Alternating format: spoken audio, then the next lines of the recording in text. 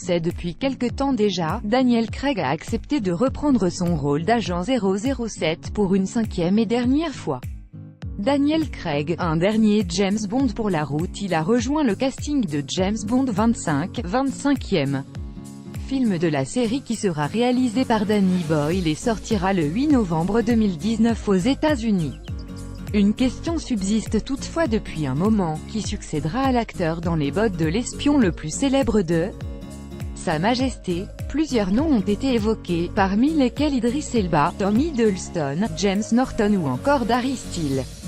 Mais trouver le nouveau visage du personnage culte de la saga de Ian Fleming est loin d'être simple. James Bond 25 sera un film en 2 parties. On avait été agréablement surpris d'apprendre que Danny Boyle allait s'attaquer à la franchise. Le cinéaste britannique va donc ajouter un nouveau style à sa filmographie déjà très éclectique avec des films aussi différents que Trainspotting, Slumdog Millionnaire, 127 heures ou La Plage. Mais il semble qu'il ait des projets d'envergure pour James, qui concernent déjà le film suivant. En effet, tout comme Quantum of Solace qui était dans la directe continuité de Casino Royale, James Bond 25 aura droit à sa suite directe, dirigée elle aussi par Danny Boyle. La possibilité de faire un film en 2 parties était la condition exclusive pour qu'il réalise James Bond 25, car le réalisateur a des projets audacieux pour la franchise. Si le choix de Daniel Craig avait permis de tourner davantage la série vers l'action, sous l'influence très claire de Jason Bourne, Danny Boyle veut aller plus loin, et faire entrer 007 dans une toute nouvelle ère.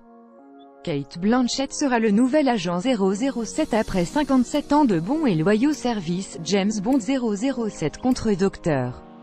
No date de 1962, le réalisateur a réussi à convaincre les studios de laisser une femme endosser le rôle de 007. On ignore encore comment ce twist sera justifié scénaristiquement, mais on craint que la 25e aventure de James Bond ne soit sa dernière. Quoi qu'il en soit, le choix de l'actrice Cate Blanchett pour reprendre le flambeau de l'agent 007 en a étonné plus d'un, et nous les premiers. Barbara Broccoli, coproductrice avec Michael G. Wilson de James Bond 25 a justifié ce choix dans une interview donnée au magazine The Guardian. Nous vivons dans une société moderne en constante évolution. Il est vital tant d'un point de vue culturel que commercial que ces changements de société se voient tant devant que derrière la caméra. De son côté, Cate Blanchett n'en finit pas de nous surprendre avec ses choix de films de plus en plus audacieux. On garde en tête sa performance très réussie en super méchante Ella dans le dernier Thor Ragnarok. L'actrice australienne, en pleine promotion de son nouveau film La prophétie de l'horloge, a déclaré en interview: « J'ai tout de suite senti qu'il y avait le potentiel pour faire quelque chose de nouveau. 007 au féminin, c'est inconnu du grand public et c'est l'opportunité de donner une dimension nouvelle au personnage. Un défi à la hauteur de son talent, même si on ne peut s'empêcher d'émettre quelques réserves. On devra patienter encore avant de voir Cate Blanchett à bord de son Aston Martin, car cette suite ne devrait pas voir le jour en 2021. Et vous, que pensez-vous de ce choix de casting surprenant ?